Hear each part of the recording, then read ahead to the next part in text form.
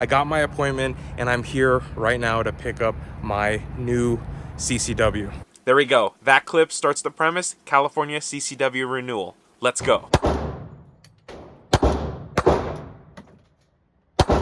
So you gotta say welcome back. It's been 2 years. Time flies. So if you're familiar with my original California CCW video, then welcome back. If not, welcome. Now with the California CCW renewal, how do we get started? Well, it's very simple. First off, check your expiration date on your CCW. Now you're going to want to give 90 to at least 120 days of time before the expiration date when you start this process. Now before we get into any further, before I forget, make sure to subscribe, like the video, and comment down below your experience with renewing CCW or your CCW process. I want to read them. And also don't forget to hit that notification bell if you want to see when I upload immediately.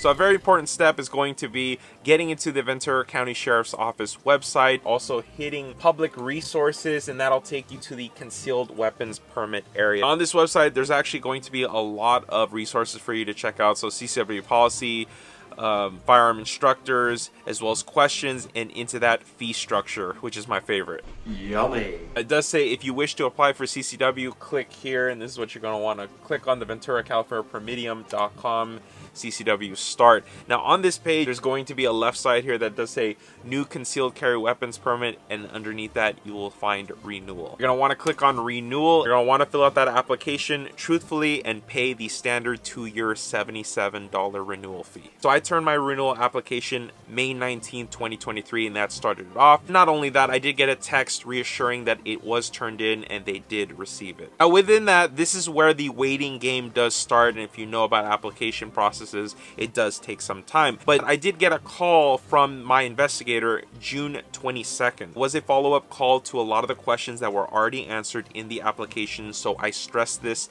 a lot. Be truthful, understand everything that it says, because if you have one thing wrong, one thing off, it's not going to look good for you. Now after that June 22nd call, I did get a July 7th approval text, and then into that an email that came right away. As I got my approval July 7th, 2023, it did come and say contingent upon successful completion of required training and firearm qualification course. And then the next day, July 8th, I contacted my original firearm instructor and scheduled an appointment for the 14th.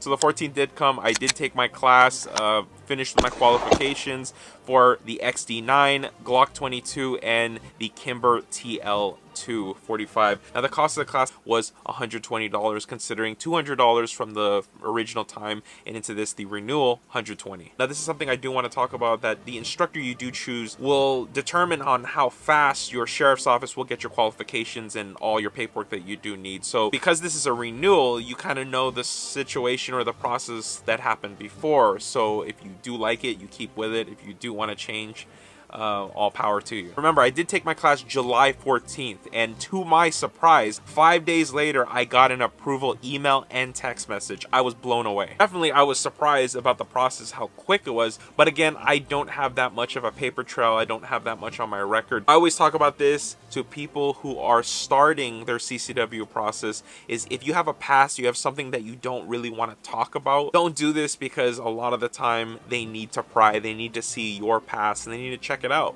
That is the way this process works. So now this process is still not done. I got the approval email.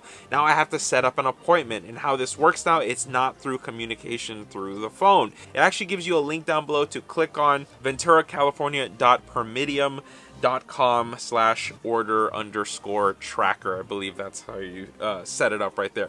Now you got to set up that appointment. I believe in this case it only gave me Tuesday or Thursday, and then certain times. So I did it as quick as I could, and I got my appointment for July 20th. Do you understand that from my class to my approval, that was 5 days, and I got my CCW the 6th day? That is the craziest and how quick that was. So I had a good experience. So I had a very good experience about that. Now going to the appointment, I had to bring two things: CCW hard card, which mostly everybody has with them all the time, Everybody knows that. The second part is the paper license that you were originally given with your thumbprint. So I got July 20th, 2023, again, 6 days after my CCW class. And then onto that, I got 10:20 a.m. Get this straight off, finish it off, get it out of the way. My original date of expiration on my CCW is August 3rd. And because I did this so quickly, or because it was renewed and I didn't wait for the time, it gave me a lot of time to set up an appointment, but because I did it quicker and I did it July 20th,